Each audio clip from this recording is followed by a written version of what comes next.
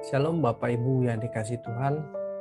Malam hari ini kita berkumpul kembali di pertemuan kelas pendalaman Alkitab. Kita sudah masuk di seri yang ketujuh, sesi yang ketujuh dari topik keselamatan. Baik Bapak Ibu, sebelum kita memulai acara kita bersatu dalam doa. Bapa di surga, kami bersyukur kembali pada malam hari ini seberapa kami yang hadir dengan haus dan lapar akan kebenaran-Mu. Kami sudah berkumpul, kami mau belajar kebenaran-Mu Tuhan. Tuhan tolong kami, berikan kami hikmat, berikan kami kemampuan supaya kami bisa belajar dengan baik apa yang Tuhan mau sampaikan, pelajaran yang Tuhan mau berikan bagi kami malam hari ini Tuhan. Terpuji nama-Mu, di dalam nama Tuhan Yesus kami berdoa. Amin. Baik Bapak Ibu, ini adalah seri yang ketujuh. Kita akan mempelajari seri yang ketujuh ini, dan topik-topik pembahasannya adalah menjadi corpus delicti, kemudian menjadi anak Allah, kemudian kemurtatan, kitab kehidupan, dan yang terakhir apakah keselamatan bisa hilang. Baik, kita akan mulai dengan topik yang pertama, menjadi corpus delicti. Sebenarnya tujuan keselamatan yang isinya adalah manusia dikembalikan ke rancangan semula, itu agar manusia itu menjadi corpus delicti. Corpus delicti ini adalah sebuah istilah hukum, bukan istilah teologi ya, istilah hukum. Jadi corpus delicti ini adalah fakta yang membuktikan bahwa suatu kejahatan atau kesalahan atau pelanggaran telah dilakukan. Buktinya, ya. Manusia ini memiliki tugas yang dirancang oleh Allah untuk mengalahkan iblis. Jadi sebenarnya tugas ini adalah tugas Adam untuk mengalahkan iblis dengan ketaatan. Tetapi karena Adam gagal, maka Tuhan Yesus menggantikan posisinya menjadi manusia, sehingga Tuhan Yesus bisa membuktikan bahwa iblis bersalah dengan cara menjadi corpus delicti. Jadi Tuhan Yesus menunjukkan ketaatannya kepada Bapa, ketaatan yang sempurna, membuktikan bahwa iblis bersalah.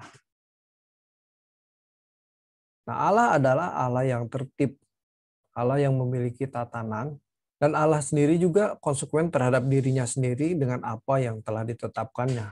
Jadi Allah itu memiliki semacam tatanan, ada hukum dalam dirinya, ada aturan main, sehingga Allah tidak pernah bertindak sembarangan tanpa tatanan. Ya. Berkenaan dengan masalah tatanan dalam diri Allah, maka yang penting kita persoalkan mengapa Lucifer beserta malaikatnya tidak langsung dibinasakan Allah ketika memberontak. Ya. Nah, ini jawabannya. Dalam Wahyu pasal 12 ayat 7-9 dikatakan bahwa malaikat-malaikat Allah berperang melawan naga, yang adalah gambaran Lucifer, beserta dengan malaikat-malaikatnya. Mengapa bukan Allah sendiri yang langsung bertindak menaklukkan iblis? Nah, ini terkesan bahwa Lucifer ini tidak mudah ditaklukkan. Kemudian pada akhirnya kita mengetahui bahwa bukan malaikat-malaikat Allah yang mengalahkan iblis, tetapi darah anak domba atau darah Tuhan Yesus sendiri dan perkataan kesaksian orang-orang yang tidak menyayangkan nyawanya. Itu di Wahyu 12 ayat 11. Ternyata Lucifer melihat peluang ini, yaitu peluang bahwa Allah memiliki tatanan, tidak serta-merta, tidak mudah menghukum Lucifer kalau tidak ada tatanan yang membuktikan bahwa dirinya bersalah. Ya. Jadi Lucifer ini melihat peluang ini sehingga dia berani spekulasi, berani berjudi berani mengambil resiko. Gitu ya. Nah, mengapa Allah tidak bisa membinasakan iblis? Karena jawabannya itu belum ada buktinya. Kesalahan iblisnya harus dibuktikan. Nah, harus ada corpus delicti-nya. Tadi corpus delicti apa? Suatu fakta yang membuktikan bahwa kesalahan sudah dilakukan. Suatu fakta yang membuktikan bahwa suatu kesalahan atau kejahatan telah dilakukan. Jadi kalau iblis bersalah, itu tidak ada yang membuktikan bahwa iblis bersalah, tidak bisa dihukum. Ya, nangkep ya. Kalau iblis bersalah, kemudian ada makhluk lain yang bisa memiliki ketaatan kepada Bapa yang sempurna, ini berarti membuktikan bahwa iblis bersalah. Kenapa dia memberontak? Gitu. Jadi harus ada buktinya, harus ada corpus delicti.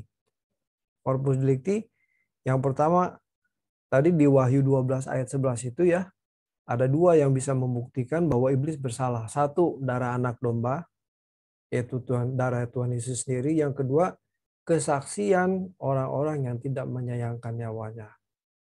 Sebenarnya Allah menciptakan manusia bukan sekedar ingin menciptakan makhluk yang segambar dan serupa dengan dirinya, tetapi sejatinya ada rancangan atau agenda besar di balik rancangan tersebut, yaitu mengalahkan iblis menjadi corpus delicti, sehingga dapat membuktikan bahwa iblis bersalah. Di sini manusia dapat menjadi alat dalam tangan Tuhan untuk mengakhiri sepak terjang iblis. Bukan hanya menerima mandat untuk menaklukkan alam yang kelihatan fisik, bukan. Tetapi juga yang tidak kelihatan, yaitu mengalahkan iblis.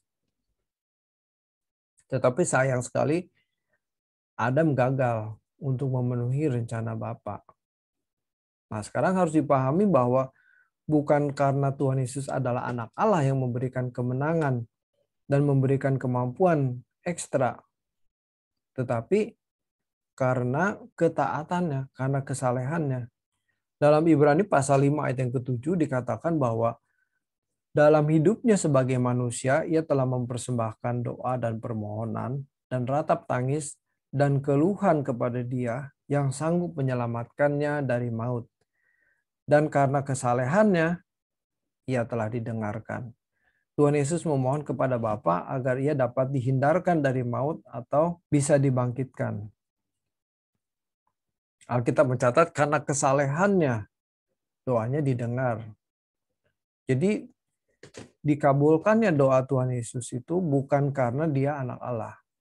Ibrani 5 ayat 8 dan 9. Tetapi karena ia saleh atau taat kepada Bapa di surga. Ini sebuah pertaruhan yang luar biasa. Kalau Tuhan Yesus tidak taat, maka ia tidak akan dibangkitkan.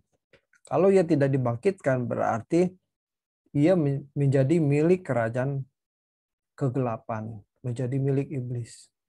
Kekristenan adalah proses keselamatan di mana umat pilihan menjadi manusia yang berkualitas corpus delicti.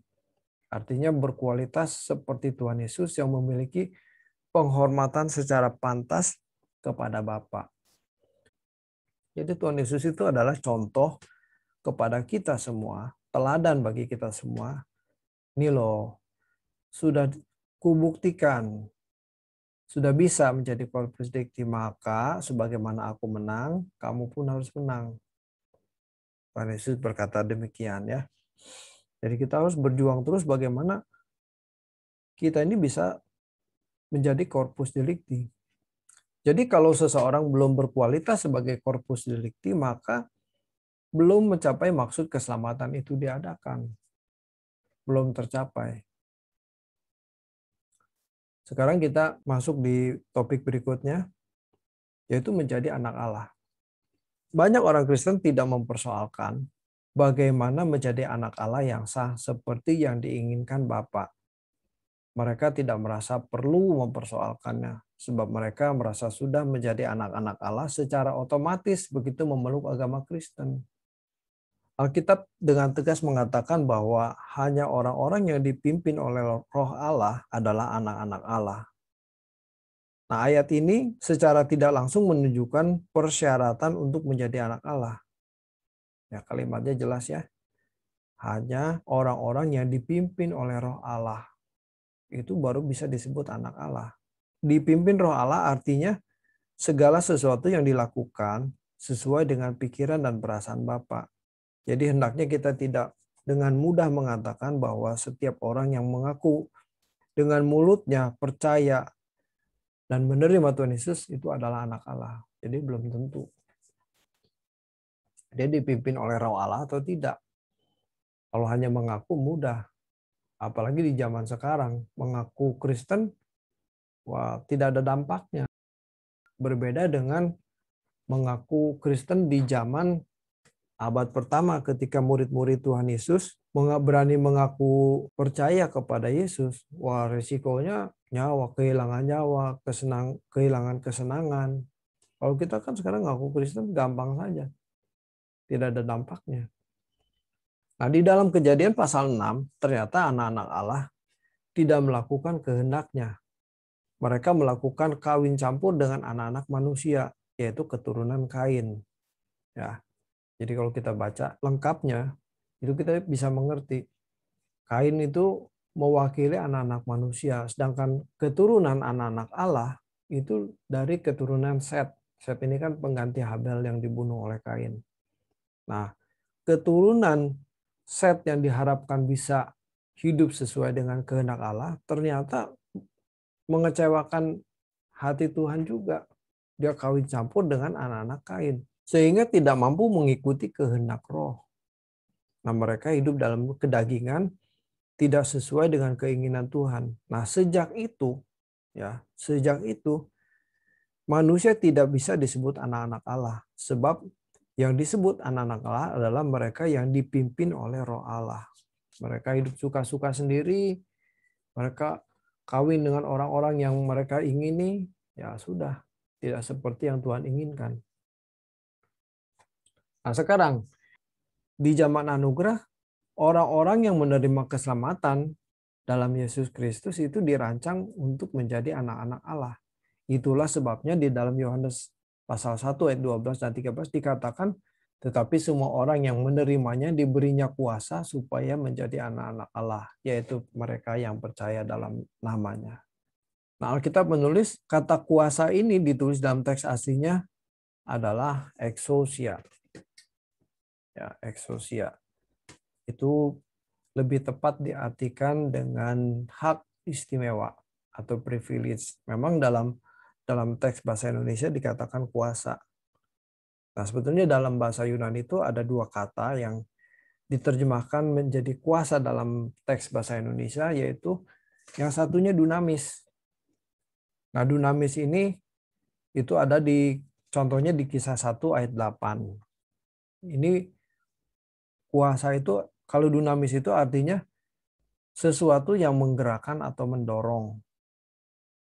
Nah, ini dikatakan sebagai power dalam bahasa Inggrisnya. Nah, kuasa itu diberikan kepada orang percaya supaya bisa diproses menjadi anak Allah. Jadi hak, privilege itu diberikan kepada orang percaya supaya bisa diproses. Kalau tidak diberikan kuasa, tidak bisa diproses, tidak bisa dibentuk. Jadi kalau seseorang tidak memanfaatkan kuasa itu, maka seseorang tidak pernah menjadi anak Allah. Menjadi anak Allah berarti berkarakter seperti Allah, like father, like son. Kuasa dalam Yohanes 1 ayat 12 sebenarnya adalah fasilitas. Jadi kalau seseorang mengerti ini adalah fasilitas, maka ia bisa membawa diri sebaik-baiknya dalam memanfaatkan fasilitas tersebut. Kata supaya itu mengandung arti tanggung jawab yang harus dipenuhi. Ya, perhatikan ada kata supaya. Supaya menjadi anak-anak Allah. Berarti belum menjadi anak-anak Allah. Nah, agar bisa menjadi anak-anak Allah itu harus ada tanggung jawab yang dipenuhi. Ada kata supaya ya. Berarti tidak otomatis menjadi anak Allah. Mengaku Kristen tidak otomatis menjadi anak Allah. ada tanggung jawab, ada proses yang harus dikerjakan. Sebutan anak-anak Allah bagi orang percaya harus dimengerti dengan tepat. Ada pelajaran yang mahal di balik status anak Allah tersebut. Sebutan ini bukan hanya seperti tiket kesempatan masuk surga dan memperoleh berkat jasmani, tetapi sebuah tiket yang menuntut tanggung jawab dari panggilan, yaitu belajar sempurna seperti Bapa. Itu tanggung jawabnya sempurna seperti Bapa. Harus sampai keadaan itu. Oke, sekarang kita belajar tentang kemurtadan. Di dalam Alkitab itu ada dua kata yang diterjemahkan sebagai kemurtadan. Pertama itu parapipto. Parapipto itu berarti salah langkah, menabrak atau melakukan kesalahan besar, jatuh dari atau meninggalkan kepercayaan, atau searti dengan kata dosa dalam bahasa Yunani yaitu hamartia. Artinya menyimpang atau tidak kena sasaran. Itu kata yang pertama, parapipto. Yang kedua, kata apostemi. Apostemi itu artinya a defection atau departing, meninggalkan, revolt, memberontak, apostasi atau renegade, itu kemurtatan, fall away, jatuh. Apostemi ini biasanya menunjuk kepada tindakan atau langkah meninggalkan sesuatu yang menjadi tugasnya. Yaitu definisi kata kemurtadan ya. Nah, orang yang murtad adalah orang yang tidak akan bertobat lagi. Keadaan ini sejajar dengan menghujat Roh Kudus. Kalau selama orang ini masih bisa bertobat, maka ia belum dikategorikan sebagai orang yang murtad. Nah, dalam hal ini hanya Tuhan yang tahu apakah seseorang sudah sampai tingkat murtad atau belum. Ya, jadi kita tidak mudah menyatakan bahwa seseorang itu murtad atau belum murtad.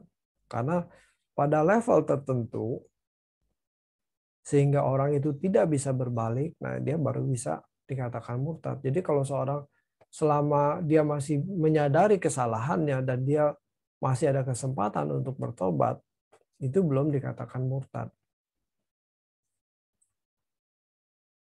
Kemurtadan ini dapat disejajarkan dengan pengertian menyia-nyiakan keselamatan. Ibrani 12 ayat yang ketiga. Orang yang mendengar Injil dan telah menerimanya diancam bahaya besar apabila hidup dalam kebenaran Injil yang diberikan Tuhan. Menjadi penyakit dan kelemahan banyak orang Kristen setelah menjadi orang percaya tidak sungguh-sungguh hidup dalam percayanya. Tidak sungguh-sungguh dalam hidup kekristenannya. Dalam Yohanes 15 ayat 1 sampai 7 dipaparkan bahwa sangat mungkin bagi carang yang tidak berbuah ini akan dikerat. Ini berarti menunjukkan kepada kehidupan anak-anak Allah yang telah memiliki hubungan dengan Tuhan, tetapi karena menyia-nyiakan anugerah Allah dengan tidak berbuah, maka ia akan dibuang.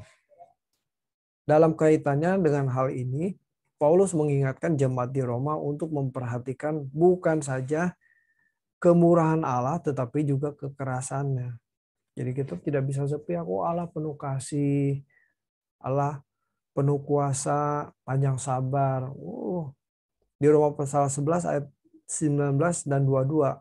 Bangsa Israel yang adalah cabang asli itu dipatahkan, maka apalagi kita yang cabang liar, itu pasti dipatahkan. Dibuang juga kalau tidak tetap tinggal dalam kemurahannya. Ada beberapa faktor yang menyebabkan kemurtatan. Faktor yang pertama yaitu pengertian firman yang tidak bertumbuh. Jadi kalau kita belajar firman, kalau kita mengikuti ibadah, kita dengar khotbah, kita baca buku-buku rohani, itu yang kita terima itu firman berbentuk logos. Jadi pemahaman yang bisa diterima secara nalar. Nah itu kalau tidak bertumbuh, ya cuma logos saja terus. Dia tidak berubah menjadi rema, tidak mengubah hidupnya, karakternya tidak bertumbuh. Nah ini lama-lama jadi orang fasik. pinter, pengetahuan tentang teologianya pinter, tetapi karakternya tidak berubah. Tetap aja duniawi. Lama-lama dia jadi murtad. Karena merasa sudah hebat, padahal karakternya tidak berubah. Tetap duniawi. Ini mengerikan. Kemudian yang kedua adalah tipu daya dosa.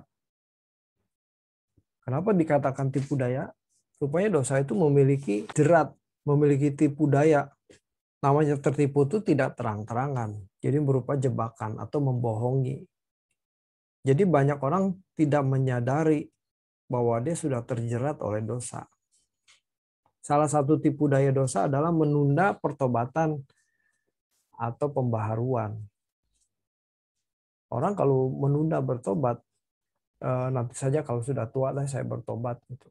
Menunda pertobatan. Itu jerat. Nanti kalau sudah tua, sudah tidak bisa berubah, hilang kesempatannya. Nah, mumpung masih muda, mumpung masih bisa belajar kebenaran, harus berubah.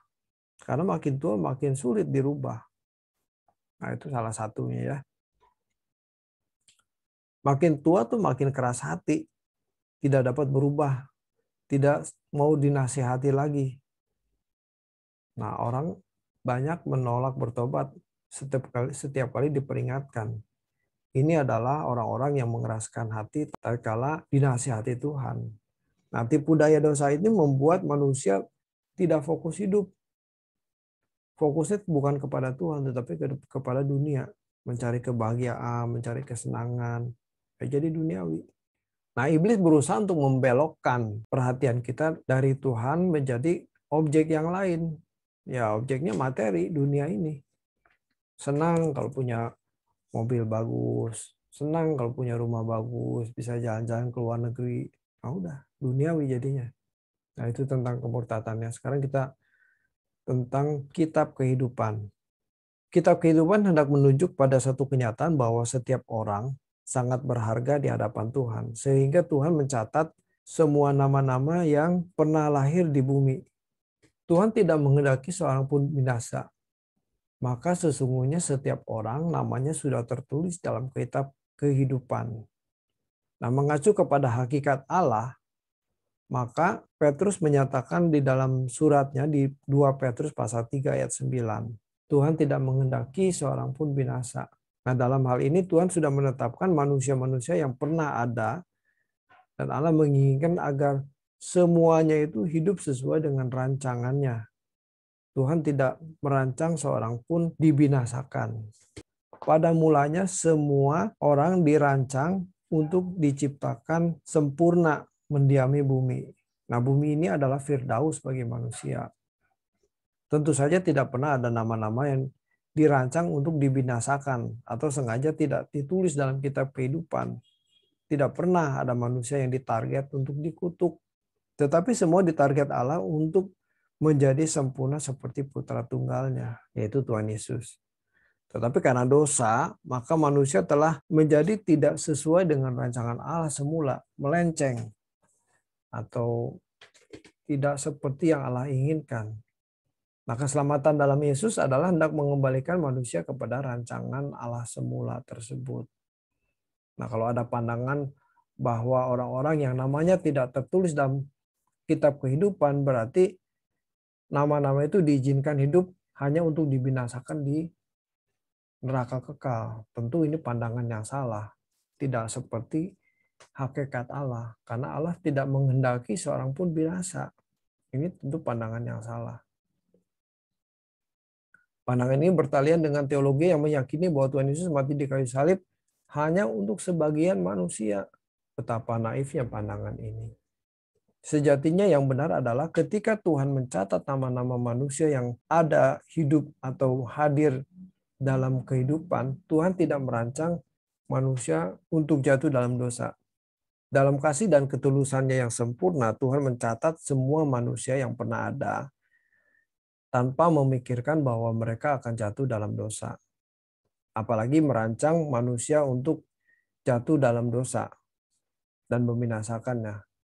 Kalaupun ada manusia yang jatuh dalam dosa, ini berarti karena pilihan manusia itu sendiri. Tuhan tidak bisa dan tidak boleh dipersalahkan. Jadi Tuhan tidak bisa dipersalahkan. Itu karena keinginan manusia itu sendiri. Ada 2 ayat dalam kitab Wahyu, yaitu di Wahyu pasal 13 ayat 8 dan pasal 17 ayat 8. 2 ayat ini mengesankan bahwa Tuhan tidak menulis nama mereka dalam kitab kehidupan. Nah, jadi seolah-olah seperti bertentangan ya. Nah, tapi kita pelajari dulu. Coba lihat di Wahyu 13 ayat 8. Dan semua orang yang diam di atas bumi akan menyembahnya, yaitu setiap orang yang namanya tidak tertulis sejak dunia dijadikan di dalam kitab kehidupan dari anak domba yang telah disembelih. Nah, sebenarnya ayat ini bertalian dengan Wahyu 21 ayat 27. Dalam Wahyu 21 ayat 27 ditunjukkan jelas bahwa adanya kitab kehidupan anak domba. Ya, jadi ternyata ada 2 kitab yang berbeda. Kitab kehidupan dan kitab kehidupan anak domba. Kitab kehidupan anak domba hanya memuat nama orang-orang yang telah menderita bersama-sama dengan Tuhan Yesus, yang juga dimuliakan bersama-sama dengan Tuhan Yesus. Mereka adalah orang-orang yang mengalami berkat sepenuh dari korban Tuhan Yesus di kayu salib. Mereka juga disebut sebagai orang-orang yang memiliki karunia sulung roh yang penyataannya dinantikan semua makhluk di bumi. Roma 8 ayat 17 sampai 19. Pada dasarnya kita tidak perlu membedakan antara kitab kehidupan dan kitab kehidupan anak domba. Tetapi jika Wahyu mencantumkan kalimat anak domba, tentu bukan tanpa maksud sama sekali. Untuk memecahkan masalah ini, kita harus memahami bahwa ada 2 kelompok manusia dalam kerajaan Allah. Berkenaan dengan hal ini, maka kita soroti bahwa dalam Wahyu dapat ditemukan seakan-akan ada 2 jenis kitab, yaitu kitab kehidupan dan kitab kehidupan anak domba. Sebenarnya sebutan 2 kitab itu tidak bermaksud hendak menunjukkan adanya 2 buku, tetapi adanya kenyataan 2 kelompok manusia, yaitu mereka yang dimuliakan bersama dengan Allah, bersama dengan Tuhan Yesus, sebagai anggota keluarga kerajaan Allah. Dan satu kelompok lagi, mereka yang hanya menjadi anggota masyarakat dalam kerajaan Allah. Ini jelas ya. Yang satu adalah anggota keluarga, yang satu anggota masyarakat biasa. Nah, nama yang dihapus dari kitab kehidupan adalah nama mereka yang berbuat dosa. Nama-nama orang berdosa tersebut sebelumnya sudah pernah ditulis, tetapi dihapus karena berbuat jahat. Dihapus karena berbuat jahat. Melalui proses pengadilan, akhirnya nama-nama mereka yang terhapus itu akan dibuang ke dalam lautan api, sebab mereka juga tidak tercantum lagi di dalam kitab kehidupan. Wahyu 20 ayat 12 sampai 15. Ini sekarang yang terakhir. Apakah keselamatan bisa hilang? Keselamatan itu merupakan sebuah proses panjang, bukan sebuah kejadian, tapi proses panjang seumur hidup. Otomatis dalam hal ini keselamatan itu tidak akan terwujud tanpa keaktifan kedua belah pihak. Dalam hal ini kasih karunia atau anugerah yang diberikan kepada umat pilihan mengandung tanggung jawab. Jadi kalau kita lihat gambar ini ya, ini ada tangan yang terulur untuk menyelamatkan. Manusia sendiri harus merespon, harus mengulurkan tangannya untuk ditarik atau diselamatkan. Kalau tangan yang terulur dari pihak yang menyelamatkan, sedangkan pihak manusia yang diselamatkan itu tidak mengulurkan tangannya, ya tentu tidak bisa selamat. Orang percaya bukan hanya ditargetkan menjadi baik atau bermoral, santun, sesuai dengan ukuran hukum manusia pada umumnya, tetapi harus menjadi umat pilihan yang sempurna seperti Bapa. Ini tanggung jawab manusia. Proses dikembalikan ke rancangan semula ini adalah proses perubahan terus-menerus bertahap secara ketat. Perubahan ini memiliki goal, yaitu sempurna seperti Bapa, Matius 5 ayat 48, atau menjadi serupa dengan Tuhan Yesus, Roma 8 ayat 28. dan 29.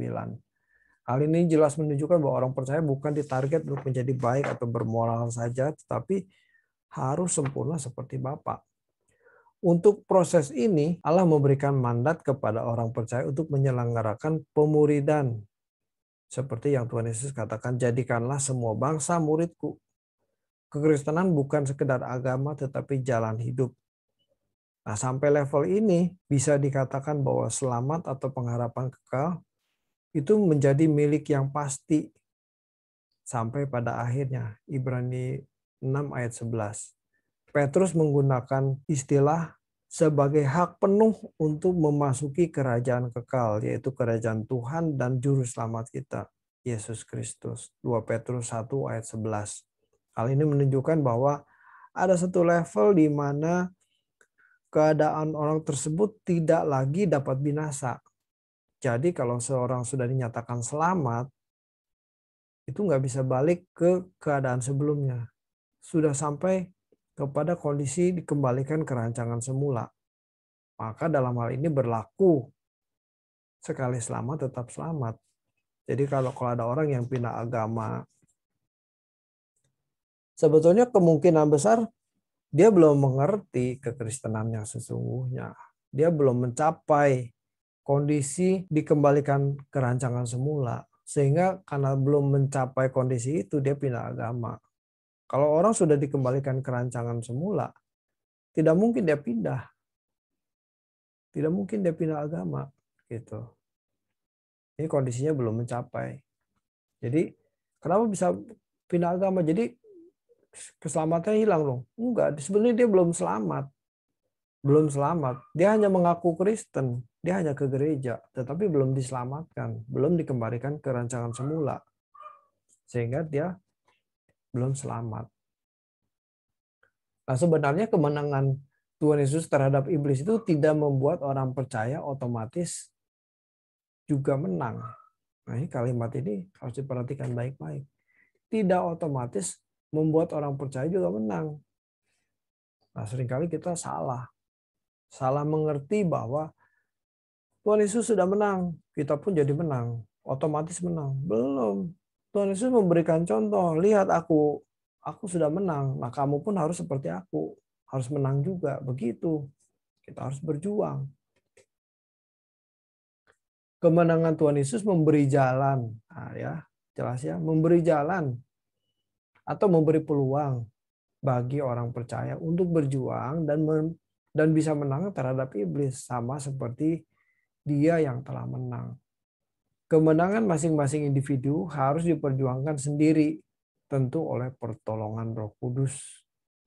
Karena Roh Kudus itu adalah penolong yang memimpin kita kepada seluruh kebenaran. Kalau kita tidak berjuang, ya Roh Kudus nggak bisa berjuang menolong memaksa kita sendiri, nggak bisa. Harus ada keaktifan kedua belah pihak. Kita hanya berjuang, Roh Kudus menolong. Oke. Oke, sampai di sini kita akan berdiskusi. Mungkin ada pertanyaan-pertanyaan yang akan disampaikan. Jadi silahkan kirimkan pertanyaannya lewat kolom chatting, nanti saya akan membacakannya. Baik Bapak Ibu, saya sudah mendapatkan pertanyaan dari Pak Rasman. Bertanya mengenai penciptaan Hawa dari tulang rusuk Adam.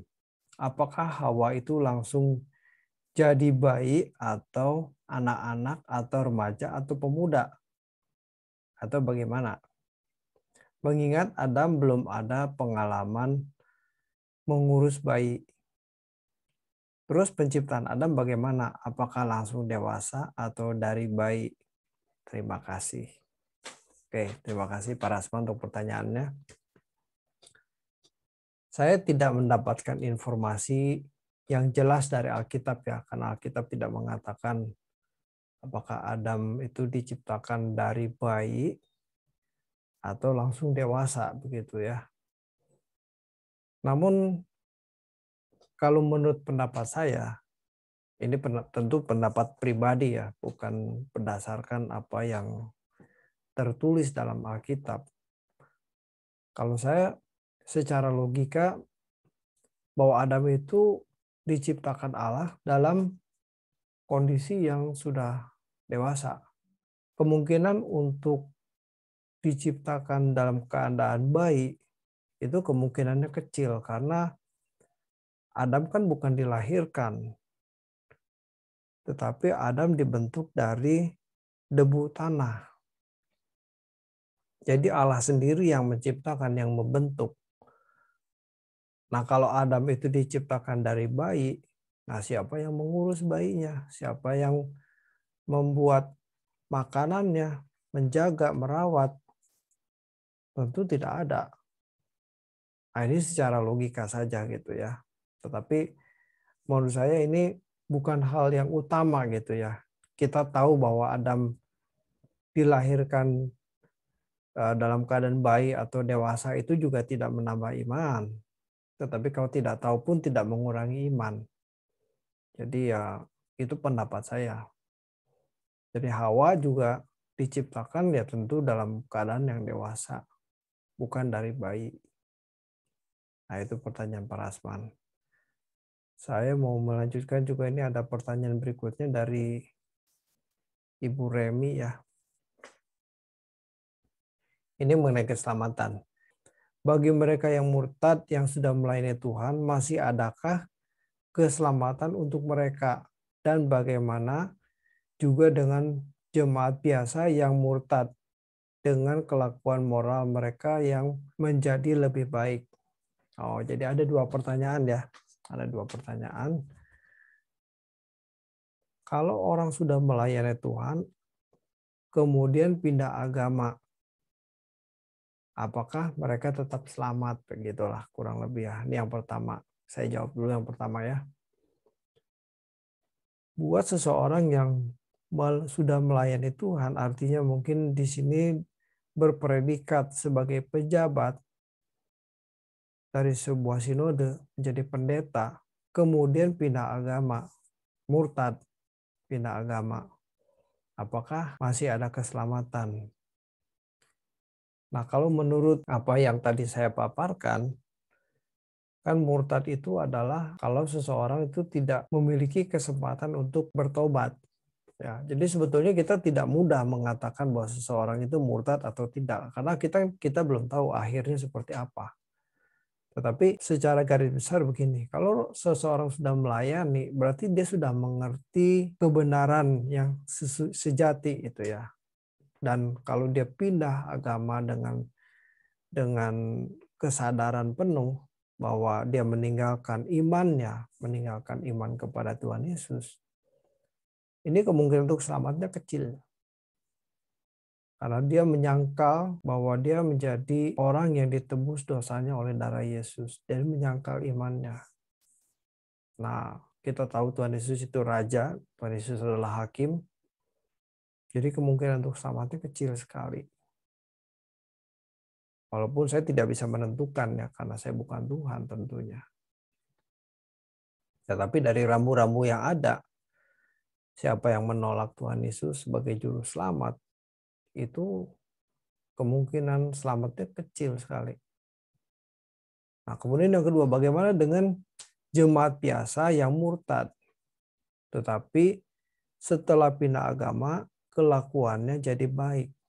Nah, kalau kelasnya jemaat biasa ini kan kita sebetulnya tidak tahu apakah orang ini benar-benar mengenal Tuhannya dengan benar atau tidak.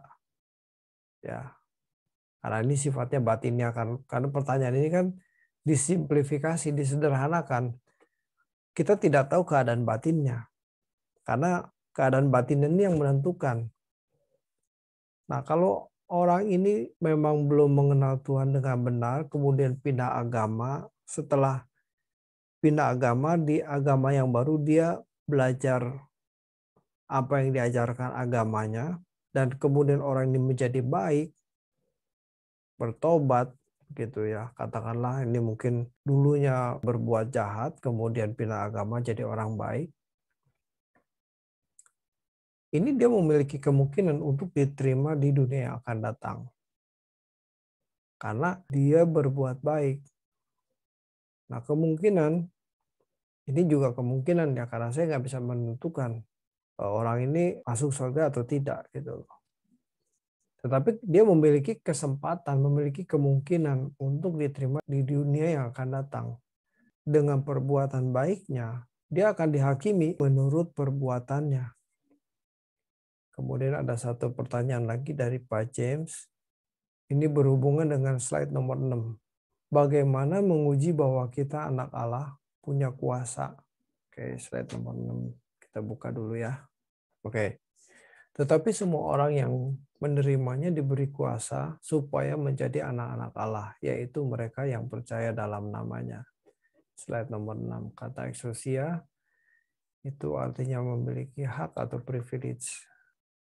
Dulu saya mengartikan kata kuasa ini salah. Saya dulu berpikir bahwa ketika seseorang menerima Tuhan Yesus sebagai juru selamat, itu diberi kuasa. Kan kalimatnya begitu. Tetapi semua orang yang menerimanya diberinya kuasa supaya menjadi anak-anak Allah.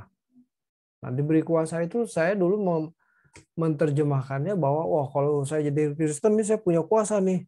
Misalnya tumpang tangan buat orang sakit sembuh.